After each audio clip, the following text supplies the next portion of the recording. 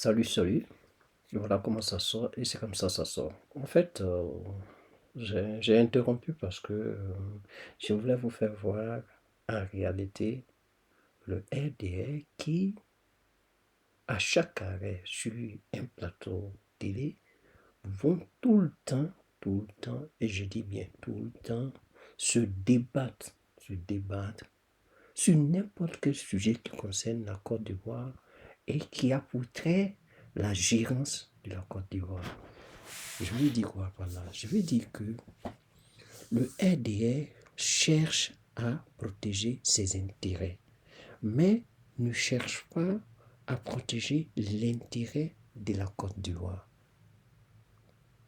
Il est simplement possible d'expliquer, ça veut dire que le RDR protège son ventre, c'est-à-dire sa poche, parce que il s'est rempli les poches. Donc, sur demain, comme le disait Kandia Kamara, si demain le RDR n'est plus au pouvoir, ceux-là iront tous en exil.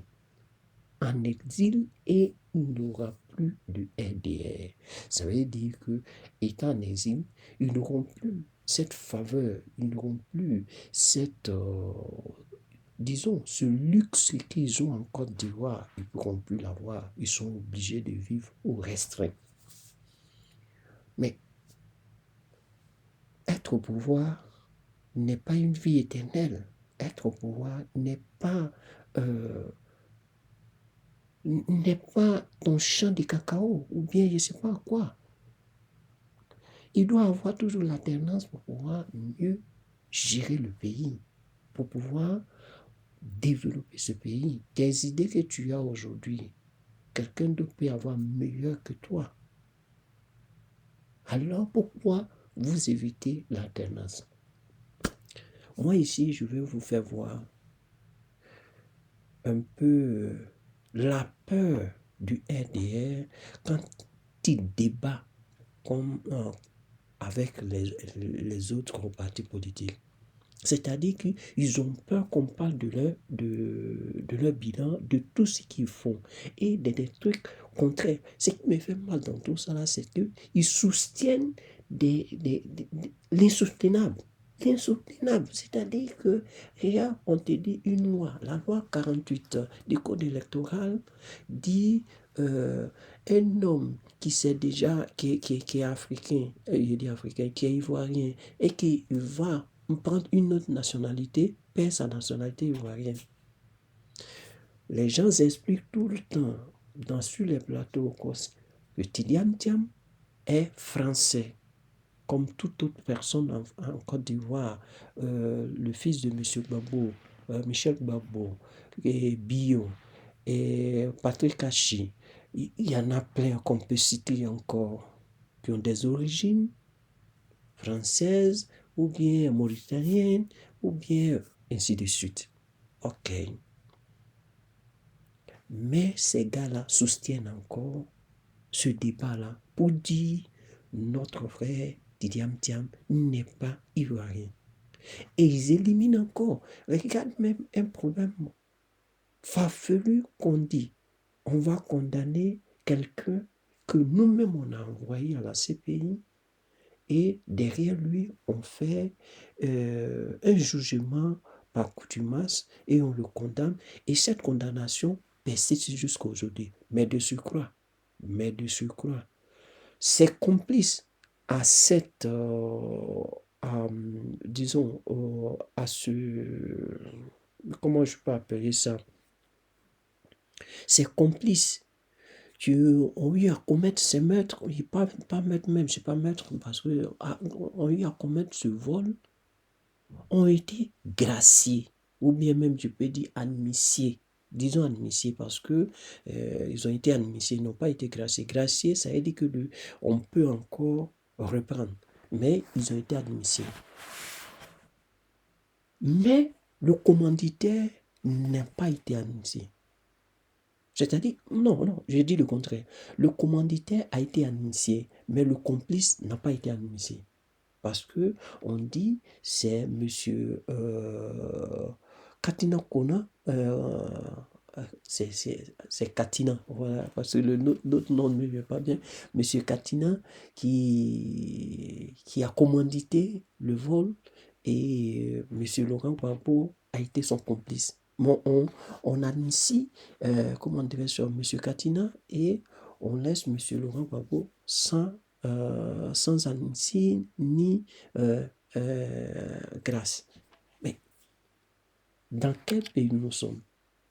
Et des exemples comme ça, il y en a plein. Sur le cas de M. Tidiam Thiam, on dit non, ils expliquent ça ici, on dit non, la juge, parce que c'est une femme là, elle dit non, parce que tu as un cas en cours, alors il va falloir attendre avant d'avoir ta pièce d'identité. Et là, pendant ce temps, une semaine avant ou bien 2 jours avant, il y a le juge d'instruction qui dit non, que toute personne étant ivoirien qui redemande sa pièce d'identité, on doit lui délivrer ça. Vous vous contredisez. Et ces gens-là ont peur de perdre le pouvoir. Ils se débattent. Ils se débattent de telle sorte que ils sont véreux. Regarde par exemple celui-là. C'est avec zèle qu'il débat. Il défend le pouvoir. C'est énervant tout ça. Bon, je vais vous faire écouter seulement la séquence de ce monsieur, tout ce qu'il a dit à propos. Mais écoutez les questions de monsieur Foucault. Présentement, lui, il va parler. On assiste à une montée des tensions. C'est normal parce que dans tout pays, pas le même type de tension. Mais même en France, ça arrive. Parce qu'ici, on n'arrive pas à un certain niveau de violence. Sinon, c'est un moment charnière de la vie d'une nation où il s'agit de diriger le pays, d'avoir le pouvoir d'État. Donc, il est normal qu'il y ait des poussées de tension. Mais après, il faudrait qu'on arrive à contrôler cela. Et c'est le rôle régalien de l'État. Et la commission électorale dont parlait M. Kwamra tout à l'heure est l'émanation de toutes les structures, de toutes les forces politiques. Et quand il parlait tout à l'heure de la liste électorale, elle est issue de la fusion de la liste grise, de la liste blanche, et puis de celle de 1995, je crois, pour former une liste électorale unique. Cette liste électorale unique, elle a été compulsée par tous les acteurs, tant au moment du FPI au pouvoir, qui, ensemble, avec toutes les partis politiques, toutes les parties prenantes, sont arrivés à une liste électorale comprenant environ 5 millions d'électeurs. Mais pourquoi, d'après vous, si c'est si bien fait, il y a cette contestation? D'où vient la contestation alors, si cette liste, d'après vous, est acceptable? Je vais rebondir. La liste de 5 millions et quelques d'électeurs qui a été acceptée par tous en 2010, c'est le FPI qui était au pouvoir. Ils n'ont pas contesté cette liste-là quand au premier tour, ils sont arrivés vainqueurs. C'est le FPI. La liste n'a pas été contestée. On était à 5 millions et quelques. Ils sont arrivés au premier tour vainqueurs. Personne n'a rien dit. Mais c'est au deuxième tour, quand ils ont perdu les élections, que les contestations ont commencé à venir. On continuera tout à l'heure. J'ai vu la réaction tout de suite. Parce que on peut dire ce qu'on veut. On se dit, ça cache un projet politique clair. Parce que le président Alassane Ouattara est aux affaires. S'il doit partir, il faudrait peut-être qu'il organise des élections transparentes pour s'en aller et aller proprement après avoir été au pouvoir pendant 3 mandats. Est-ce que ceci ne signifie pas tout simplement qu'il va être candidat et que pour l'instant, on exclut les potentielles personnes qui pourraient être une gêne pour lui? Est-ce qu'il sera candidat? D'après vous? Sinon, comment expliquer tout ceci? Le président Ouattara est le maître des horloges. C'est lui qui décidera s'il sera candidat ou pas. Mon Dieu.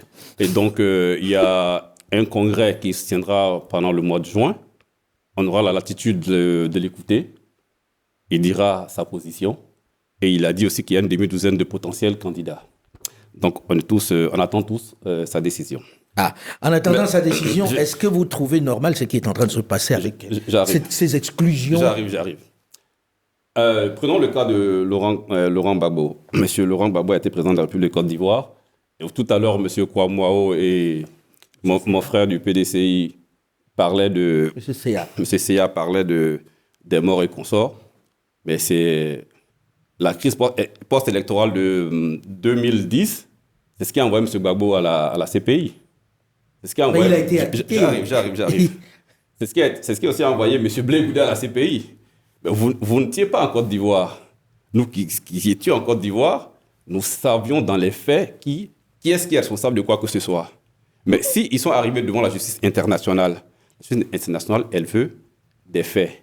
Si un tel est accusé de ceci... Vous êtes en train de mettre en cause la juridiction. Je ne remets pas en cause. Je suis en train de vous dire qu'il faut des faits précis. Ou des témoins de faits. Ou des témoins de faits. Il y en a eu 82. Arrivé, ben, tout ce qui a été dit, on sait pertinemment ce qui s'est passé. Donc, on ne va pas revenir. Il a été acquitté. Cela va de soi. Mais par contre, en Côte d'Ivoire, il y a un jugement qui le condamne, aussi bien que Charles Blé Goudé. Donc, de facto, de façon judiciaire, il y a un empêchement de s'inscrire sur la liste électorale. Cela va de soi. Maintenant, pour constater le cas de M. Tidiane Thiam, à preuve du contraire, M. Thiam n'est pas exclu, à ce que je sache. M. Thiam, les recours qui ont été déposés contre M. Thiam, la commission électorale indépendante qu'on dit Christan, a dit qu'il n'y avait aucun problème pour que M. Thiam soit sur la liste électorale. Les plaignants contre M. Thiam sont allés en justice. Donc, le résultat, c'est pour bientôt. Donc, ne préjugeons pas de ce qui va se passer. Ce qui va se passer. Madame Naïm, je vous vois trépigner quand vous écoutez ça. Oui. Excusez-moi, hein. Ce débat a été fait bien avant le verdict du procureur du première instance. Donc, ce qui veut dire qu'eux, ils ne savaient, ce n'était pas encore dit avant qu'ils ne fassent le débat. Donc, eux, ils ne peuvent pas, ils ne peuvent pas savoir. Donc, ça a été dit aujourd'hui. Eux, ils ont fait le débat hier. Donc, ce qui fait que, c'est pourquoi ils disent non, M. Thiam n'est pas encore exclu. Je voulais comment on appelle ça, clarifier ça, ok? Et notre sœur du PPACI tenir ce genre de discours. Parce que quand elle parle de savoir qui va être élu à la fin, au soir des élections, peut-être qu'elle fait référence à 2010. Sinon, quand on a une liste électorale, je reviens là-dessus, qui a été mise en place dans des conditions, je dis bien, je ne dis pas particulières. Il y a eu des audiences foraines. Il y a eu l'établissement de jugements supplétifs pour tous les Ivoiriens qui n'avaient pas de pièces. Ils ont couplé cela avec la confection des cartes nationales d'identité pour qu'on obtienne une liste électorale, comme je vous l'ai dit tout à l'heure, à près de 5 millions de personnes. Au-delà de cela, chaque année, on va être très factuel, au moins, on va dire chaque élection présidentielle, il y a une révision de la liste électorale qui est faite. Mais ce que nous avons constaté, c'est que quand on fait appel à ces personnes-là pour venir s'inscrire sur la liste électorale, le FPI d'alors, qui est actuellement le PPACI, ne convoquait pas ses militants à aller s'inscrire. Ils boycottaient systématiquement l'inscription sur la liste électorale. Mais après, si pendant près de 15 ans ou 20 ans, vous avez boycotté l'élément principal qui vous permet de donner la parole au peuple, comme elle le dit, vous ne le faites pas. Vous restez chez vous. Vous boycottez, vous cassez les urnes, vous cassez le matériel dictatorial qui doit permettre l'inscription sur la liste électorale. Mais comment vous voulez, in fine, après dire qu'on ne donne pas la parole au peuple? Monsieur Laurent Gbagbo n'est pas le peuple. Le peuple, j'arrive, je ne vais pas être trompé. Rapidement, parce qu'on ne peut pas vous donner la parole sur toute la longueur. Donc, monsieur Laurent Gbagbo n'est pas le peuple. Le peuple, c'est quand on dit qu'il y a une révision électorale, tout le monde vient, tout le monde s'inscrit. Et aujourd'hui, en Côte d'Ivoire, il y a beaucoup de plateaux télé où l'opposition peut s'exprimer. Et vous êtes auto-exclu de ces plateaux télé pour que vous puissiez parler. Donc, vous ne venez pas accuser le RHDP de quoi que ce soit. Je suis désolé. Monsieur Seya. Moi, je veux... Elle a été mise en place de façon consensuelle. Mais je pense que c'est loin d'être consensuel lorsqu'on voit tout ce qui sont... Le problème de Oui, mais lorsqu'on est plusieurs à quitter... À l'aune de ses intérêts. Je pense. S'il vous plaît, on ne peut pas tous parler en même temps. On a convoqué un jugement en Côte d'Ivoire des personnes qui étaient à La Haye envoyées par l'État de Côte d'Ivoire et on les a jugées par contumace. Je veux dire, il ne faut pas prendre les gens pour des imbéciles. C'est-à-dire les gens ont été... C'est responsable aussi. Appel à la violence. Il va falloir aussi que l'État, dans sa fonction régalienne aussi, apporte la réponse. Personne n'appelle à la rébellion armée. Les cas de rébellion armée, mais après cette rébellion armée, elle est entrée de façon, je ne dis pas de normale, dans un gouvernement, dans la Elle est République. entrée dans ce gouvernement après la rébellion armée. Dans la République, Non, ce après que je les veux dire, accords. c'est que- Donc vous ne pouvez pas dire Mais que des accords faits à l'extérieur. mais après vous voulez que ce soit fait où? Fait On va des pas accords retourner faits à vers le passé, l'étranger. Mais c'est vous qui devez se battre. Oui, Donc, quand non, vous mais devez ce se que je battre, veux dire, c'est je qu'on suis peut pas- obligé de vous On ne dire. peut pas jouer les grands. Oui, mais je suis obligé de vous faire comprendre aussi que Oui. quand il y a eu la crise, il y a eu des négociations.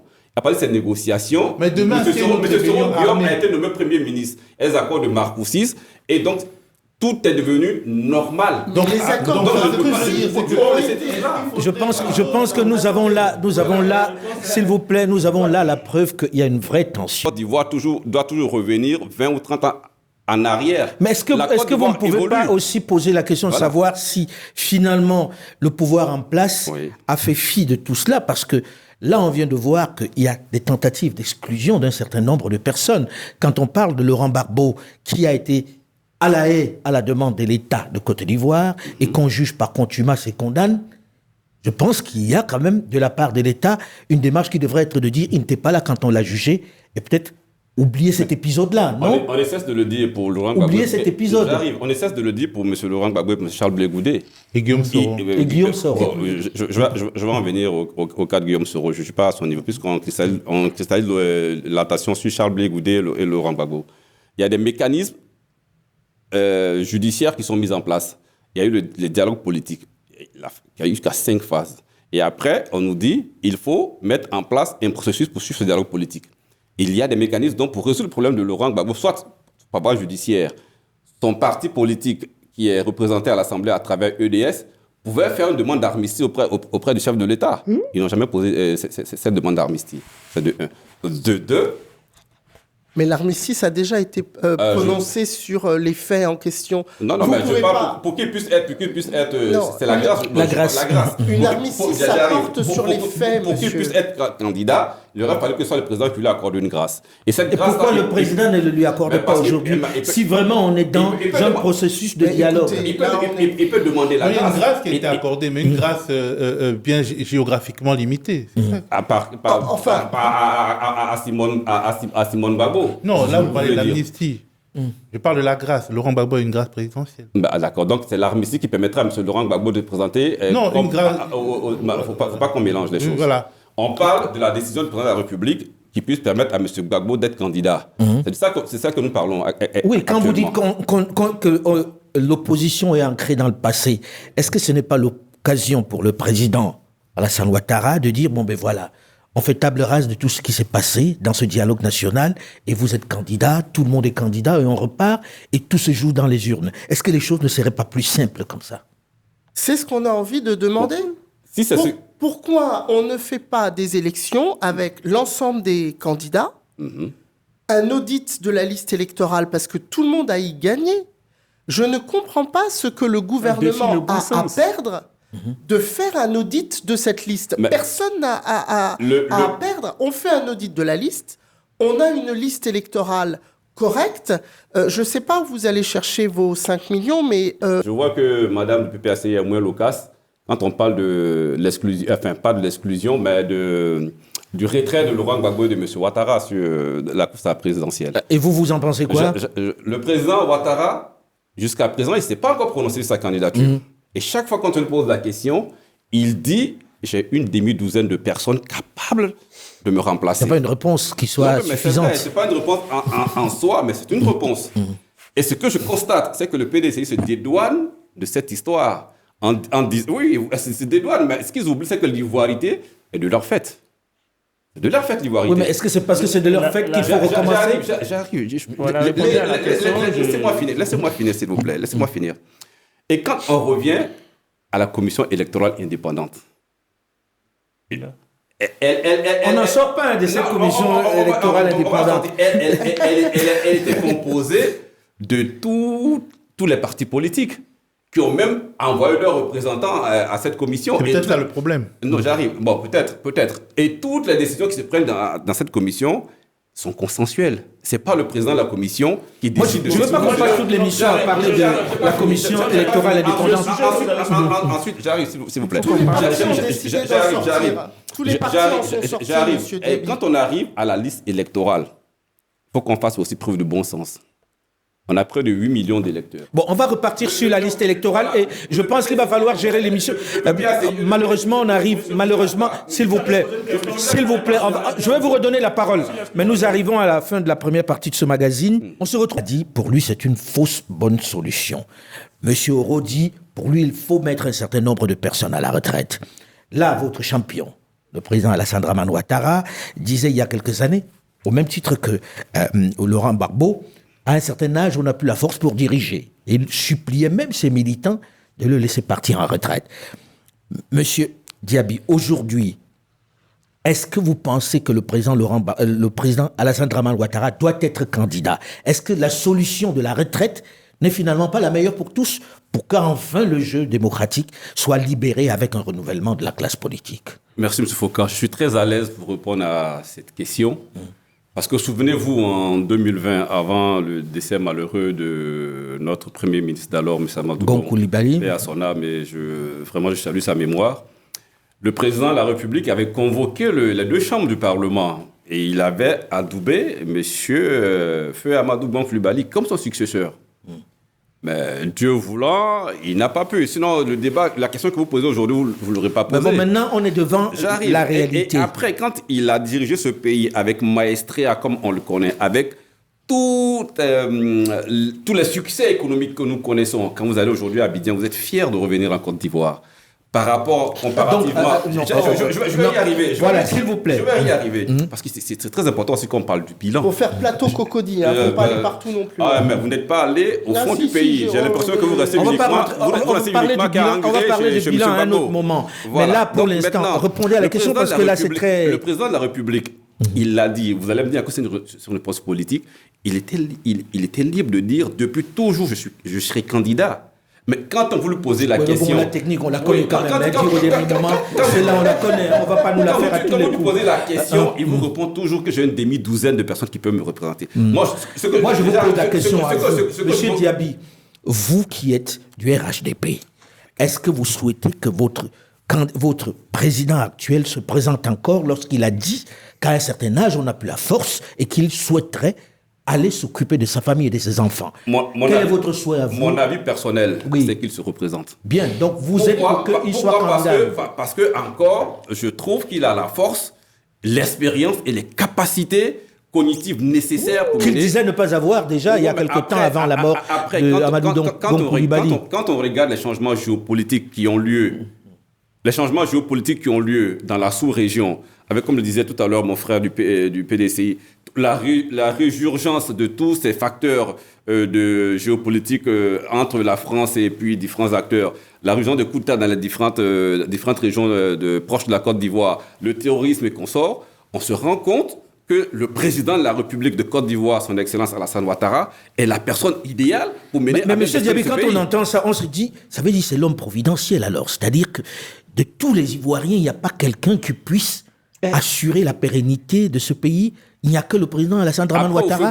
C'est lui qui a amené le pays à ce niveau de croissance. Mais le président Houphouët-Boigny est mort et le pays a continué. Et on pensait déjà ça à l'époque. Mais dans un chaos indescriptible. Il a fallu que 2011, le président de la République arrive pour ramener le pays, pour faire renaître le pays de ses cendres. Et aujourd'hui, ça peut ne pas vous plaire, mais c'est la réalité, c'est factuel. 100 000 morts en 10 ans, mais franchement... On ne va pas tous parler en même temps. Franchement... On ne va pas parler tous en même temps. S'il vous plaît. C'est notre gouvernance, parce que vous êtes incapable d'assurer la sécurité du pays. Est-ce qu'on peut avoir un peu plus de discipline, s'il vous plaît? Vous nous obligez à lever la voix. Je veux donner la parole maintenant à M. Séa. C'est incroyable. Quand cette constitution permet à M. Laurent Gbagbo... Il cherche un quatrième mandat. Que la constitution lui donne. Ce que la Constitution n'autorise pas. La Constitution donne. Donc, mais quand cette Constitution permet à M. Laurent Gbagbo d'aller continuer. Attendez qu'il ait fini, puisque vous avez pris la parole pendant un bon moment. Concernant la question de la retraite, j'ai donné les arguments tout à l'heure, mais ce que... Toutes les personnes qui étaient au Ghana, la majorité est rentrée. Comme les Goudé. J'arrive. La majorité est rentrée au pays. M. Katina même a bien repris sa place à la fonction publique.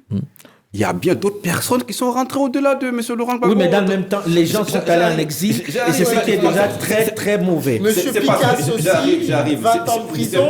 C'est parce que... on le connaît, vos retours. C'est parce qu'il y a bien eu un dialogue. C'est parce qu'il y a bien eu un président qui a bien voulu pardonner, qui ne regardait pas dans le rétroviseur, qui se dit, je suis venu avec un programme pour développer mon pays. Je suis venu avec un programme pour mettre mon pays à un niveau tel qu'on puisse dire, le jour que je pars, le pays est devenu émergent. Ça, c'est le programme. Mais là, ceux qui vivent dans le passé, qui ressassent le passé, qui passent de match-retour, ne passent pas un match-retour. On pense comment est-ce que le niveau de développement auquel le pays est arrivé, avec le nouveau programme national de développement qui va être mis en place de 2025 à 2030, comment est-ce que le pays peut franchir ce cap? Mais moi, j'ai envie toujours de poser la question. Quand je vous écoute, j'ai envie toujours de poser la question de savoir, pour vous, je ne le lui souhaite pas. Croyez-moi, du fond du cœur, je ne le lui souhaite pas. Si le président Alassane Dramane Ouattara n'est pas là pour vous, la Côte d'Ivoire va aller en flammes. Il y a un vice-président. Il y a un vice-président sur le on est en monarchie, là. Ce que vous décrivez, c'est une monarchie. C'est pas une monarchie, il y a un vice-président. C'est une monarchie, puisque vous dites il y a quelqu'un qui est presque élu de Dieu et que s'il s'en va, le pays sombre. Non, mais ce que vous dites, c'est ça. Non, je n'ai pas dit que le pays sombre. Mais on parle de projection politique. Vous m'avez posé la question de savoir quel est le candidat que je souhaiterais. Je vous ai dit que c'est le président de la République que je souhaite. Non, c'est le développement ensuite qui fait dire que non, il n'y a que lui qui puisse développer. Je vous ai parlé de plan national de développement. Et depuis que le président est arrivé au pouvoir, chaque 5 ans, il y a un plan national de développement qui, à 360 degrés, regarde le pays dans toutes ses facettes et dans toutes ses dimensions, dans toute sa structuration. Et on impulse un développement. La bataille peut-être n'est pas seule. Je crois que la bataille n'est peut-être pas, et c'est là où je pense qu'il y a un souci, la bataille n'est peut-être pas celle que de ce qu'il a fait. Il a fait, ok. Allons-y sur le fait qu'il ait bien fait. Mais laissez les gens voter. Le fait qu'il ait bien fait qu'il ne puisse pas partir. Je vous ai jamais dit cela, monsieur. C'est ce que vous dites. Je vous ai dit que je souhaite qu'il soit candidat. Je ne vous ai pas dit, et en même temps, je vous ai dit que dans ses discours, dans ses réponses, il dit j'ai une demi-douzaine de personnes qui peuvent me représenter. Bien. Et ensuite, quand vous regardez la nomenclature. À le représenter, lui, j'arrive. pas le programme. Quand vous regardez la nomenclature de l'exécutif ivoirien, il y a un président et il y a un vice-président. Donc s'il n'est pas là, le vice-président va faire l'affaire. Maintenant, s'il choisit quelqu'un d'autre, tant mieux. Dans tous les cas, soyez rassurés de quelque chose. Le RHDP est en ordre de bataille. Le RHDP est un parti discipliné. C'est un parti qui fait... On le voit, hein, on voit qui fait la force c'est un parti qui fait ses devoirs. Et quand je dis qu'il fait ses devoirs, il fait ses devoirs dans tous les sens. On se remet en cause, on voit ce qui ne va pas, on voit ce qu'il faut changer. Et le président, cette logique, il nous inculque cette mentalité-là de travailleur. Donc ceux qui ne sont pas dans cette logique, qui pensent qu'il y a des faits extra-logiques qui peuvent venir les aider à être candidats ou accéder à la primature, au pouvoir, ils se trompent, ils se leurrent. Allons aux élections. Sans Gbagbo, alors faites le travail sur la liste électorale. Sans Gbagbo, il y a d'autres candidats. La liste est dont vous parlez, madame. 8 millions de personnes, M. Foucault. Là, on est reparti sur la liste électorale auquel on a consacré 4 minutes. Monsieur CA. Même quand on contradit. Pour l'instant, il a la parole, monsieur Diaby. Pour l'instant, il a la parole, s'il vous plaît. Le RHDP, c'est une structure. Démocratie. C'est une structure qui bénéficie de fonds. C'est un exemple de...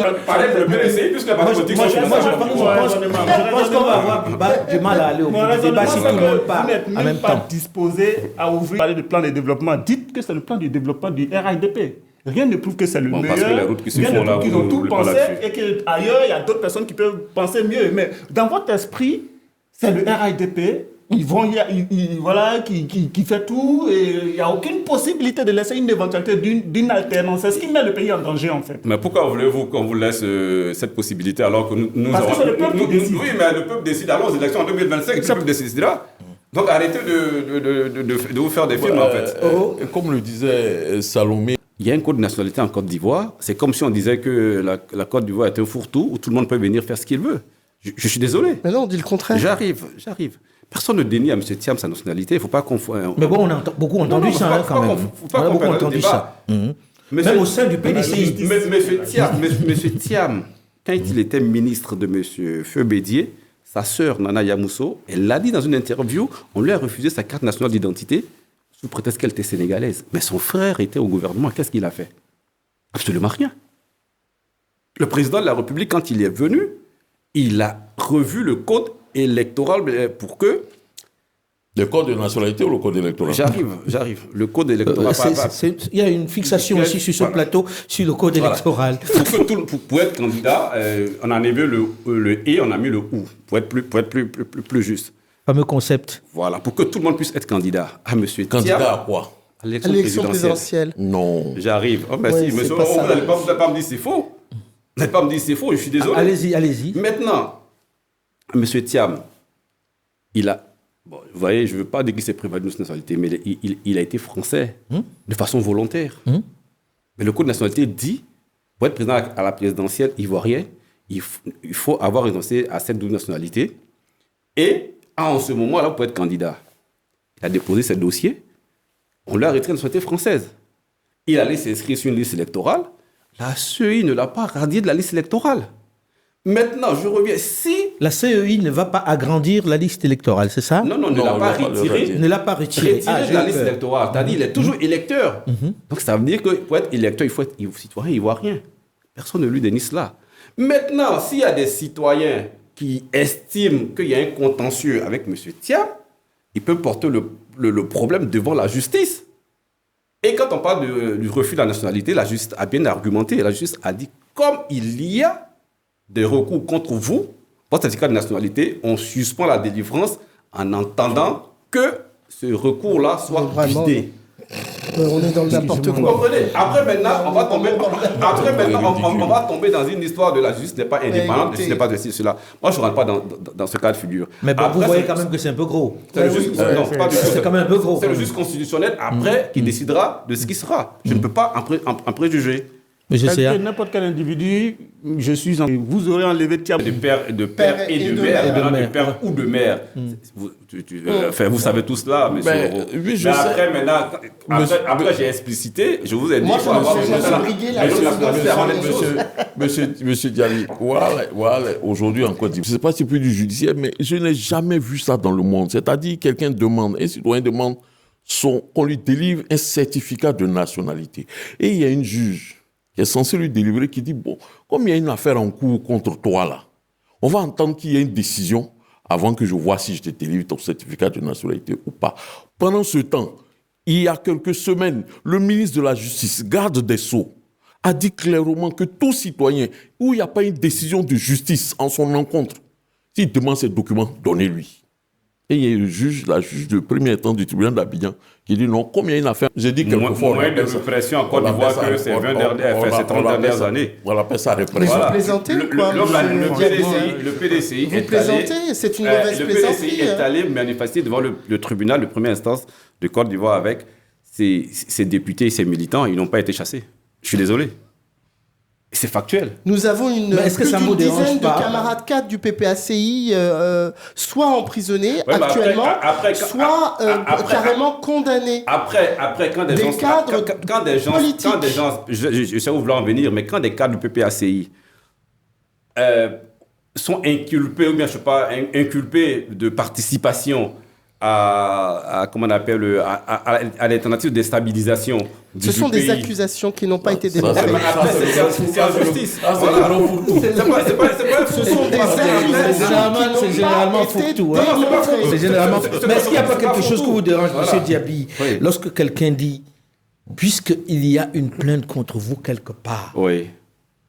je suspends la procédure pour vous donner votre nationalité en attendant qu'on vide le dossier là-haut, pour lui donner son certificat de nationalité. Et s'il y a quelque chose qui est reproché à cela plus tard, on la lui retire. D'accord, je suis d'accord avec vous. Vous êtes dans cette logique. Déjà, Surtout qu'il y a un ministre qui l'a dit quelques semaines plus tôt. après, je n'ai pas entendu le ministre dire, c'est M. Roux qui le dit, Si. il est même Il de ce a qu'il dit. dit. Il y a un Bon, communiqué maintenant, qu'il a produit. M. Thiam bénéficie déjà d'un certificat de nationalité. Il a déjà un certificat de nationalité ivoirienne. Ah bon? Vous avez vu dans ces affaires. Mais si, puisque maintenant, vous voyez, c'est la mauvaise foi dont vous faites preuve là souvent qui m'exaspère. Non, mais- J'ai lu la déclaration du PDCI en ce qui concerne la candidature de M. Thiam à la convention. La liste des pièces à fournir. À l'intérieur, il y a un certificat de nationalité ivoirienne. Et alors?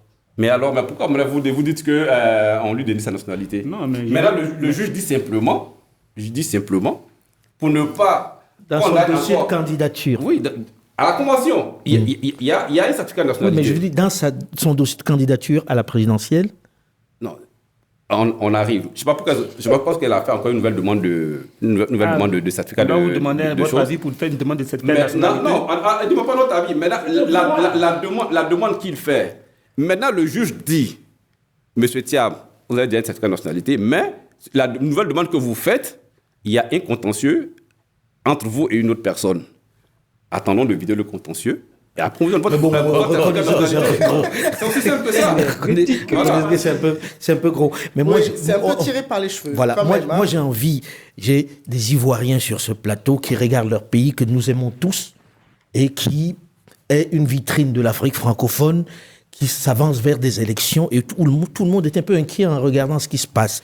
Qu'est-ce qu'il faut faire dans les prochaines semaines pour que la tension baisse un peu? Là, je pose la question aux journalistes qui regardent tout ça qui n'est pas acteur. Qu'est-ce qu'il faut faire rapidement, de part et d'autre, hein? Ouais, voilà un gars qui s'est fait ridiculiser par ses confrères. Mais moi, je dis, c'est bête de lutter et de pas ignorer, mais de, de parler avec des autres, avec vos confrères, et être de mauvaise foi en débattant d'un sujet crucial. Tu sais, moi, je comprends pas. Moi, je comprends pas.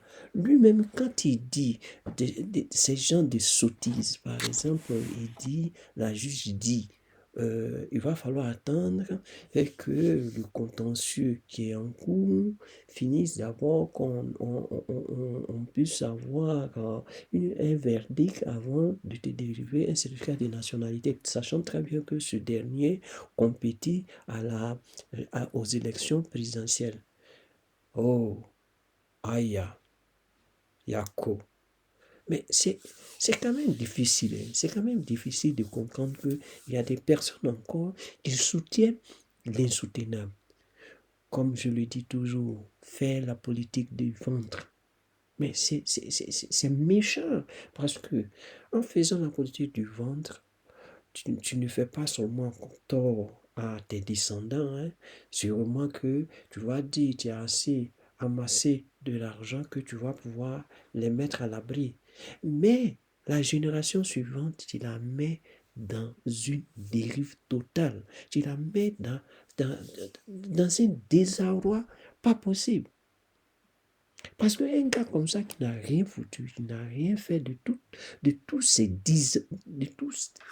15 ans, ces 15 années, il n'a rien fait de bon. Il n'a rien fait. Moi, je dis, il n'a rien fait de bon. Le troisième pont qu'il a construit, ça a été fait auparavant. Le projet était déjà là. Le quatrième point qu'ils sont en train de parler, ça, je ne peux pas trop en parler parce que je n'ai pas vu un ancien parler de ça ou bien je n'ai pas vu le projet avant. À part ça, les routes, oui, c'est normal, des infrastructures. Au moins, tu as eu fait quelques routes, mais des routes dégradables, des routes où seulement 2 à 6 mois qu'on passe dessus, c'est déjà fini. Ça revient à zéro. C'est comme si on n'a rien fait. Et c'est ça que vous appelez travail, là? D'ailleurs, on ne va pas rester sur ça à se tirailler, mais moi, je vous appelle à se mobiliser. Il y a à s'inscrire sur la liste électorale, allez-y vous inscrire. Il y a à aller voter, allez-y voter. Mais moi, je dis une chose, ce pouvoir qui est là ne va jamais laisser, ce gouvernement qui est là va jamais laisser le pouvoir et c'est par la force qu'on doit l'enlever. Il n'y a rien à faire. Il n'y a rien à faire. Parce que si vous voyez ces badauds du pouvoir en place qui viennent sur les plateaux défendre l'indéfendable, vous pensez qu'ils sont prêts à dialoguer avec vous? Vous pensez qu'ils sont prêts à pouvoir vous laisser manifester dans la rue?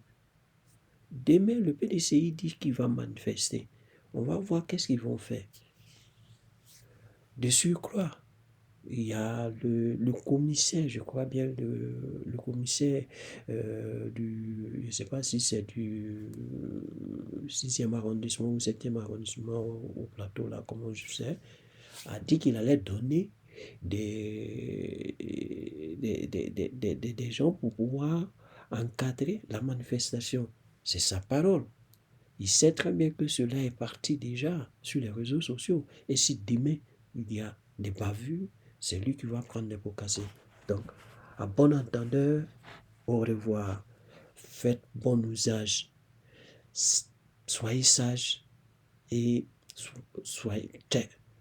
prenez raison garder. Soyez, comme on dit ça, ayez raison garder ou bien prenez raison garder. Excusez-moi, mais ça me cœur tellement ce débat-là que j'ai mal au cœur.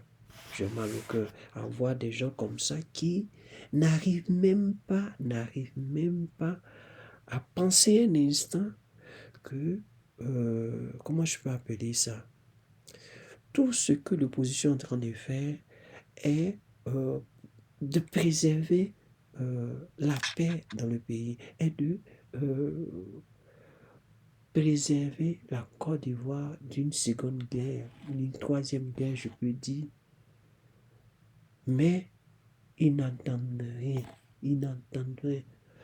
Comme on le dit, savoir raison garder. Voilà la phrase. Et moi je dis, faites bon usage de cette phrase. Parce que là, il y en a trop. Trop, c'est trop.